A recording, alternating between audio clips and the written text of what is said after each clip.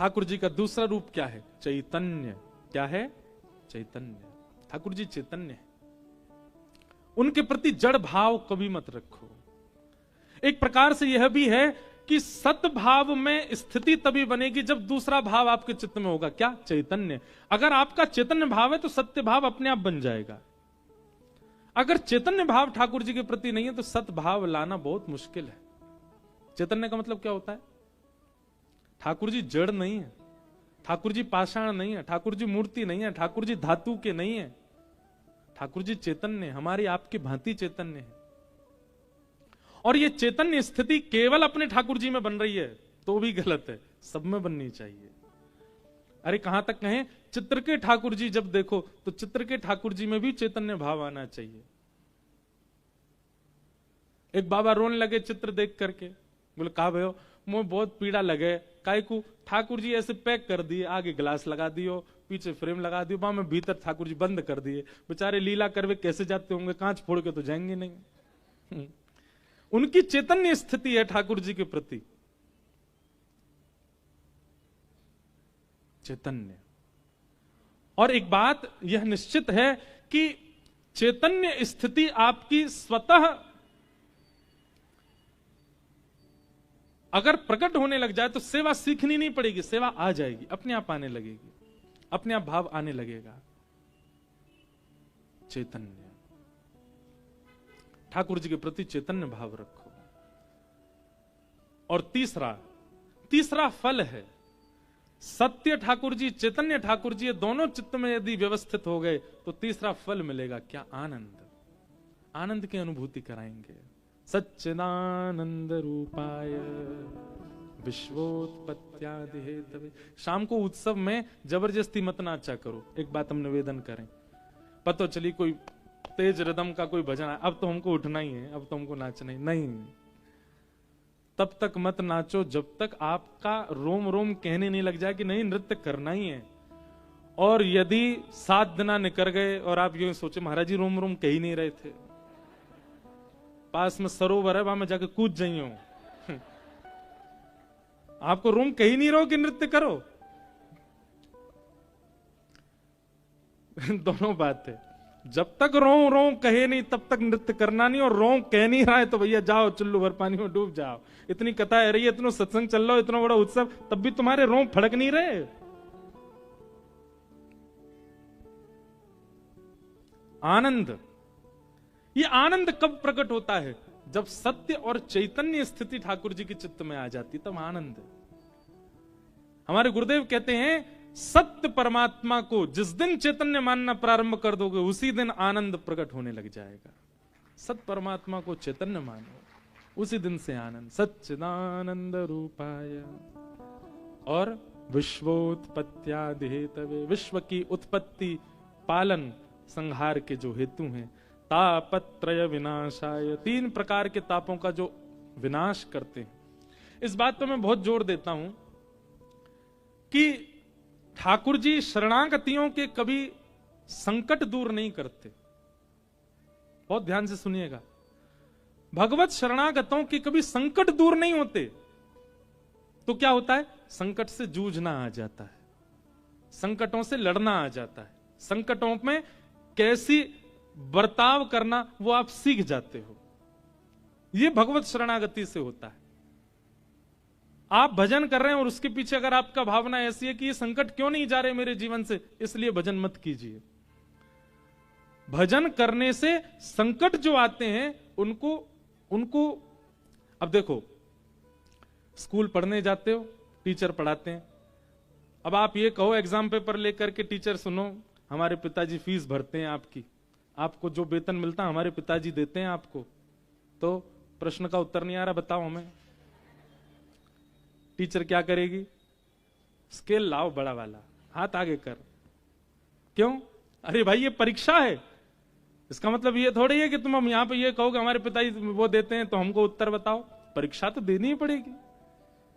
ऐसे ही ठाकुर जी से जब व्यक्ति करता है, रोज 1 लाख नाम जप करता हूं मैं, रोज अग्निहोत्र करता हूं ठाकुर जी, रोज परिक्रमा करता हूं, रोज श्रीनाथ जी सुबह मंगला करने जाता हूं, फिर भी मेरे को कष्ट दे रहे हो ठाकुर जी, तब फुटा ढूंढते हैं बड़ा वाला।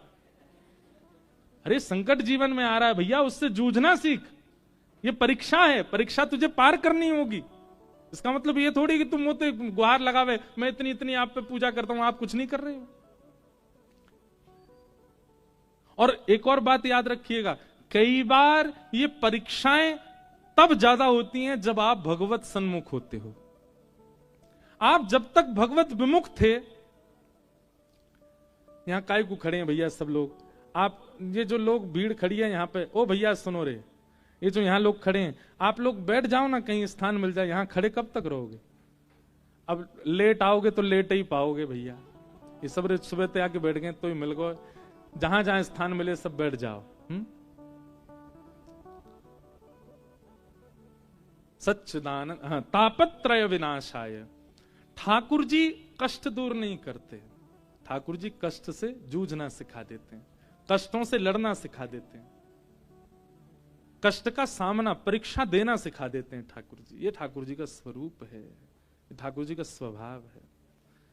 तो आप श्री जी बाबा के सन्मुख यदि हैं तो इसका मतलब है आप कष्टों से निवृत्त होना सीख जाओगे। कष्ट दूर नहीं होंगे, बुखार तो आएगा, खांसी तो होगी, संबंधों में दरार तो आएंगी, घर वाले आप पर अविश्वास तो करेंगे, पत्नी संदेह तो करेगी, पति के ऊपर शक तो बनेगा, बच्चे कहां नहीं मानेंगे। ये सब एक भक्त के जीवन में भी होगा। पर एक सामान्य संसारी व्यक्ति इन सब अवस्थाओं में जैसा व्यवहार करता है, भक्त का व्यवहार वैसा नहीं होगा।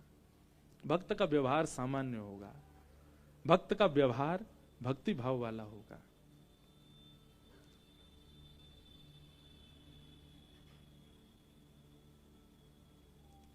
तापत्रय विनाशाय श्री कृष्णाय वयम नमः। ऐसे श्री कृष्ण को हम बारंबार नमन करते हैं। तो कल ये श्लोक प्रारंभ हुआ महात्मा का, और हम यहीं रह गए, तो एक श्लोक से महात्मा पूर्ण कर रहे हैं। बोल भागवत महापुराण की। और भागवत जी के प्रथम स्कंद में हम लोग प्रवेश कर रहे हैं। प्रथम स्कंद का प्रथम श्लोक, जन्माद्यस्य यतोऽन्वयादितरतश्चार्थे स्वविज्ञस्वराट् तेने ब्रह्म हृदय आदि कवये मुह्यन्ति यत्सूरयः तेजो वारिमृदां यथा विनिमयो यत्र त्रिसर्गो मृषा धाम्ना स्वेन सदा निरस्तकुहकं सत्यं परम धीमहि। परम सत्य परमात्मा को हम ध्यान करते हैं। जो परमात्मा कैसे हैं? जन्म आदि से जो परे हैं। देखो, भाव है तो ठाकुर जी का जन्मोत्सव, और भाव नहीं है तो वो परब्रह्म, उनका जन्म कभी नहीं होता। इसलिए हमारे ब्रज की स्थिति में ज्ञान और वैराग्य होने चाहिए। पर कैसे होने चाहिए? भावयुक्त ज्ञान, भावयुक्त वैराग्य। कई लोगों में केवल ज्ञान होता है, कई लोगों में केवल वैराग्य होता है, भाव नहीं होता दूर दूर तक। ऋते ज्ञानान न मुक्ति, ये वेद वाक्य है कि ज्ञान के बिना मुक्ति नहीं मिलती। लेकिन हम एक बात कहना चाहेंगे, भाव युक्त ज्ञान है तो ही मुक्ति होगी। नहीं तो ज्ञान तो रावण को भी था, ज्ञानी तो रावण भी था। भाव युक्त ज्ञान, भाव मतलब प्रेम युक्त ज्ञान।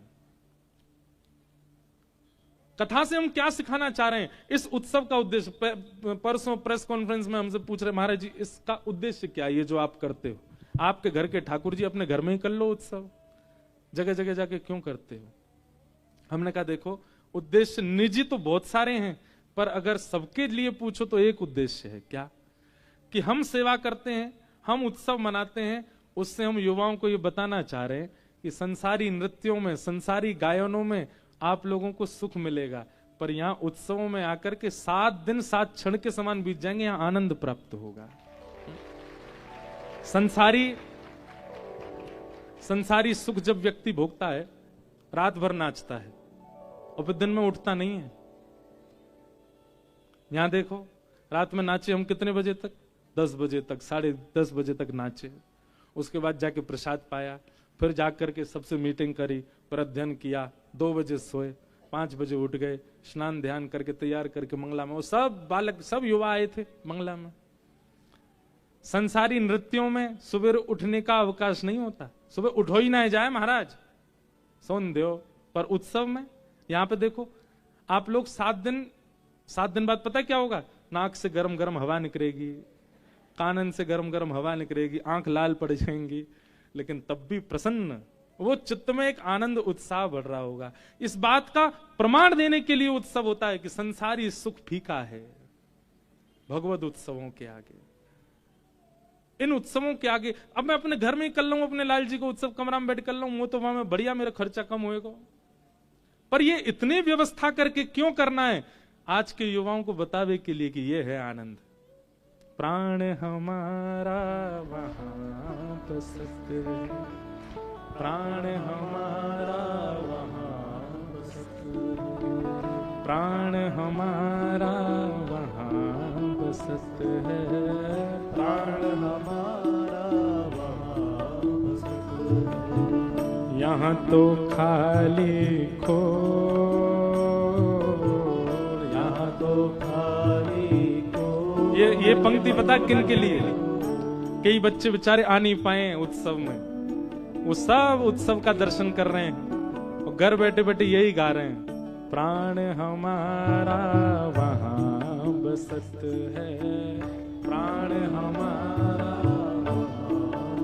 देखो संसारी उत्सव मनाने वाला, रात भर पान करके नाचने वाला, वो कभी नहीं कह सकता कि मेरे प्राण वहीं रह गए जहां मैं रात को था। कभी कहेगा? कभी नहीं कह सकता। पर एक बार गिरधरलाल के उत्सव में आवे वारो जरूर कहेगो, प्राण हमारा वहां बसत है, प्राण हमारा ओ यहाँ तो खाली खो, यहाँ तो खाली खो। ओ मात पिता परिवार सोई है, मात पिता परिवार सोई है, मात पिता परिवार सोई है, मात पिता परिवार सोई है। ओ कहिए तिनका तोड़ भला, कहिए तिनका तोड़, ओ भला कहिए तिनका तोड़, भला कहिए तिनका। ऊंचे स्वर में, मैं बैरागन होंगे होंगे, मैं बैरागन होंगे, मैं बैरागन होंगे होंगे, मैं बैरागन हो भला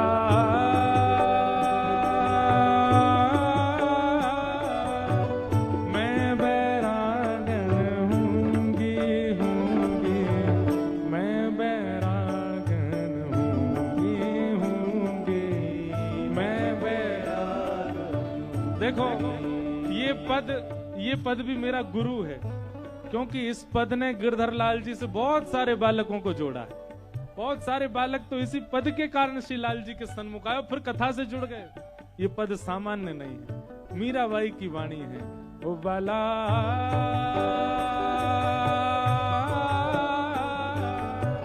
मैं बैरागन हूंगी हूंगी, मैं बैरागन हूंगी हूंगी, मैं बैरागन हूंगी। ओ जिन भेषा मेरो सावरो रीझे, जिन भेषा मेरो सावरो रीझे,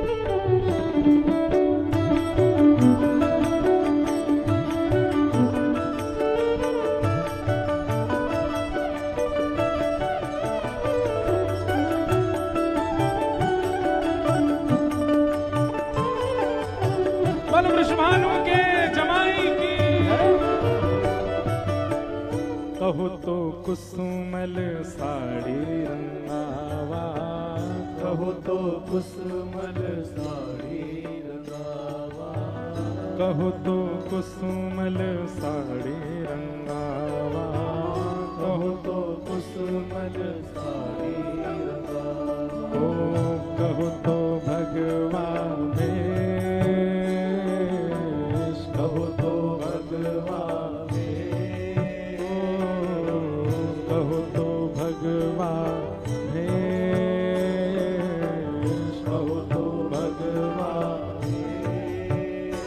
ओ कहो तो मोतियन मांग भरावा, कहो तो मोतियन मांग भरावा, कहो तो मोतियन मांग भरावा, कहो तो मोतियन मांग भरावा। ओ कहो छिटकावा केश बाला कहो छिटकावा ओ बाला कहो छिटकावा केश बाला। कहो छिटकावा अरे हाँ मैं बैरागन होंगे, मैं बैरागन होंगे, मैं बैरागन होंगे। और इस वाली पंक्ति को तो पूरे जोर लगा के कहा करो, पूरे विश्वास के साथ कहा करो। और विशेष रूप से वो लोग जो तिलक लगाते हैं, जो कंठी पहनते हैं, जो नित्य श्रृंगार केवल ठाकुर जी के लिए करते हैं, वो तो पूरे भाव से कहो, जिन भेषा मेरो सांवरोरी जय, जिन भेषा मेरो सांवरोरी जय, जिन भेषा मेरो गिरधरी जय, जिन भेषा मेरो गिरधरी जय, जिन भेषा मेरो प्रियतमरी जय, जिन भेषा मेरो प्रियतमरी जय, जिन भेषा राधा रमण जुरी जय, जिन भेषा राधा रमण जुरी जय। मैं सोही भेष धरूंगी हो, मैं तो सोई भेष धरूंगी। अरे हाँ मैं बैरागन होंगे, मैं बैरागन होंगे, मैं बैरागन होंगे, मैं बैरागन। और मीरा भाई इस वाले पद में हमने 2 ही पंक्ति गाई है, अभी 3 पंक्ति और हैं इस पद में। क्या कह रही है मीरा भाई? हे गुरु के ज्ञान रंगू तन कपड़ा, गुरु के ज्ञान रंगू तन कपड़ा, गुरु के ज्ञान रंगू तन कपड़ा, गुरु के ज्ञान। और मन मुद्रा पहरूंगी, मन मुद्रा और प्रेम पीयूष हरि गुण गाऊं, प्रेम पीयूष हरि गुण गाऊं, प्रेम पीयूष हरि गुण गाऊं, प्रेम पीयूष हरि गुण गाऊं। हे चरणन लिपट रहूंगी हो, मैं तो चरणन लिपट हो, मैं तो चरणन लिपट रहूंगी हो, मैं तो चरणन लिपट रहूंगी। अरे हाँ मैं बैरागन होंगे,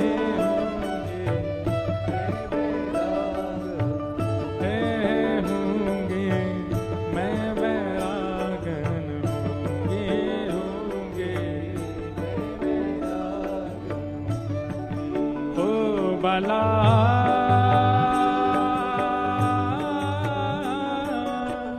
मैं बैरागन होंगी, मैं बैरागन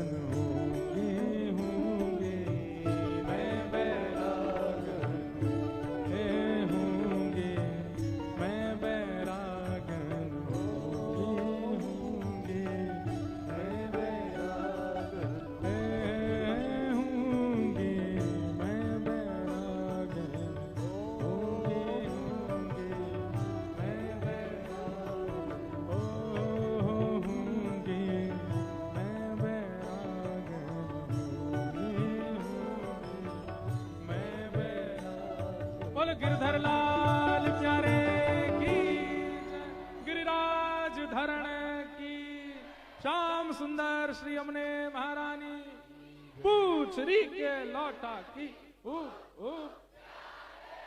क्या बात है वंशी वारे श्याम। अभी कथा बची है, बैठो विराजो। वाह,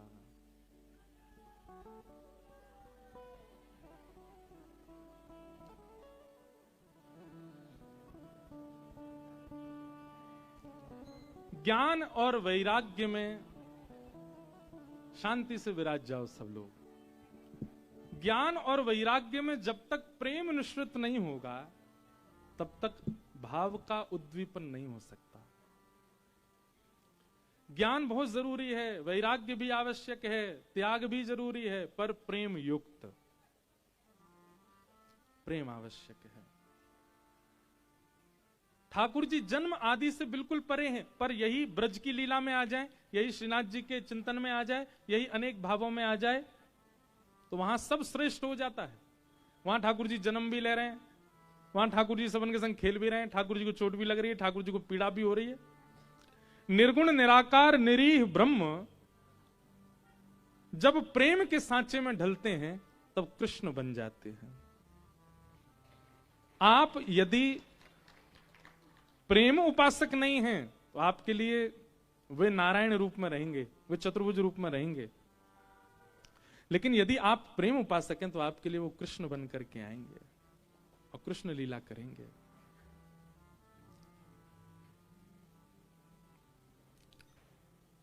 मीराबाई के लिए प्रेम प्रधान था।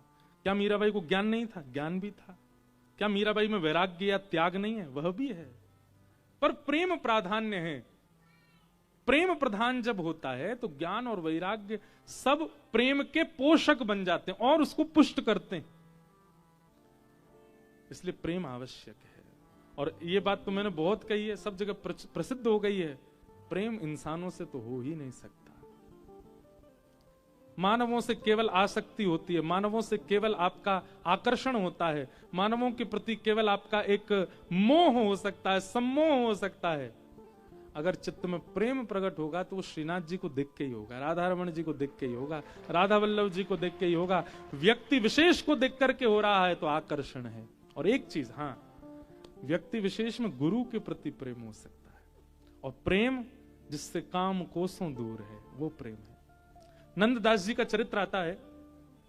हमारे नंददास, देखो बहुत ध्यानपूर्वक सुनिएगा इस चर्चा को, कि कई बार व्यक्ति के अंदर दोष भी यदि अतीत हो जाता है और उस समय गुरु कृपा हो जाए तो वह दोष भी भगवत प्राप्ति करा सकता है। एक एक शब्द बहुत ध्यानपूर्वक सुनिएगा। कई बार वे लोग तरने से रह जाते हैं जिनमें दोष भी परिपूर्ण नहीं है और भक्ति भी परिपूर्ण नहीं है, बीच के हैं। कथा आ रही है तो भक्त बन गए और बगल में ही आपको अगर थोड़े वो डिस्को वाले गाने चला दो, वहां पर जाकर नाच भी लिए। ऐसे वालों की गति ज्यादा खतरनाक है। इसलिए जो इस तरीके के हैं, कभी वहां कभी यहां, कभी वहां कभी यहां, कभी वहां, सावधान हो जाइएगा आप लोग। क्योंकि भगवत प्राप्ति या तो उसको होगी जो पूर्ण रूपेण वैष्णव हो चुका है, पूर्ण रूपेण एक ही तरफा है, और हां उसको भी हो सकती है पूर्ण रूपेण उसी तरफ है। उस पर अगर गुरु कृपा हो गई जो उस तरफ है, फालतू के कामों में ही है, अटूट महाराज दिन रात केवल उसी में ही लगा रहता है, उस पर गुरु कृपा होगी तो वह भगवत प्राप्ति कर सकता है। या पूर्ण रूपेण वैष्णव जो बन चुका उसको भी भगवत प्राप्ति। जो बीच मझधार में है, एक पाम वहां भी धर रखो, एक पाम कथा में धर रखो है, ऐसी वाली बात जिनके अंदर है। और क्षमा कीजिएगा कान पकड़ के, इस कथा पंडाल में ऐसे लोग बहुत मात्रा में बैठे होंगे जो दोनों तरफ है। हमको कई बार हमारे ही कई मित्रजन, मित्र इतने हैं नहीं पर कह देते हैं, अरे भाई कभी कभी कथा से भी ऊपर उठा करो, कभी कभी पैंट वेंट पहन लिया करो, थोड़ी जीन्स वीन्स धारण करके न चला करो, थोड़ा कहीं कुछ कर आए। यही खतरा है, एक तरफा ही रहो भैया। ये दोगलापन होता है, दोनों तरफ जिनके भाव होते हैं, वो भी कर लिया, ये भी कर लिया। कभी कभी इसको लोग मॉडर्न दिमाग वाले और कहते हैं, नहीं नहीं, जब जब कथा हो, जब जब भक्ति का माहौल, घर में यज्ञ अनुष्ठान हो, तो वैसे ही रहना चाहिए। पर नहीं, हमारे मित्रजन जब आए तो उनका भी सम्मान करना चाहिए, उनके लिए बोतल वगैरह भी मंगानी चाहिए, उसका भी पान आदि करना चाहिए। इस प्रकार की भावना जिनकी है, हंस तो गए आप लोग, लेकिन ये बात हम प्रमाणित रूप से मंच से कह रहे हैं, इनकी गति कभी श्रेष्ठ नहीं हो सकती जो दोनों तरफा है। एक तरफा हो जाओ। लाल जी के उत्सव से एक संकल्प लेके जाइयो, एक तरफा ही रहना है। और ये इसलिए भी कह रहा हूं, मैं युवा बहुत बैठे हैं यहां पर, आप लोगों को विचलन करने के लिए बहुत सामग्री आएंगी आपके सामने। 2024 तक अपनी मनमानी कर ली, अब 2025 से हमारी मनमानी कर लो, एक तरफा हो जाओ। आपको उस तरफ रहना तो वहीं के परिपूर्ण रहो, पूरे पूरे रहो वहीं के, वहां पर भी चूक मत करो। और यहां रहना हो तो यहां पर भी परिपूर्ण रहो, यहां भी चूक मत करो। अब रही बात, तो फिर महाराज जी, फिर संसार में तो कई जगह ये संबंध, इस प्रकार का व्यवहार निभाना बड़ा मुश्किल है। इस प्रकार का व्यवहार संसार में निभाना बहुत मुश्किल है। कई बार माता पिता ही बालकों के द्वेषी हो जाते हैं, जो बहुत कथा सुनते हैं, जो बहुत ज्यादा सत्संग करते हैं। कई बच्चों ने तो ऐसे पत्र भी भेजे, आप ये हमारे पिताजी का नंबर महाराज जी प्लीज आप एक बार कह दो वो हमें भेज दें, या हमारी माता जी का नंबर आप एक बार बोल दो वो हमें भेज दें। आपके घर की अपनी निजी परंपरा, निजी भाव, निजी समस्या, उसमें हम दखलंदाजी क्यों दें। पर एक बात है, वैष्णव यदि बालक चित्त में धारण कर रहा है वैष्णवता, इससे माता पिता को कष्ट नहीं होना चाहिए, प्रसन्नता होनी चाहिए। कम से कम वो व्यसनी तो नहीं बन रहा, कम से कम वो गलत मार्ग तो नहीं चुन रहा, कहीं कम से कम रात में 2 बजे तो आपको गोद में उठा के नहीं लाना पड़ रहा, कहीं पड़े थे नाली में, पिताजी क्यों उठा लाए, क्या सुंदर बिल्कुल नवीन जल बह रहा था मुख पे होके।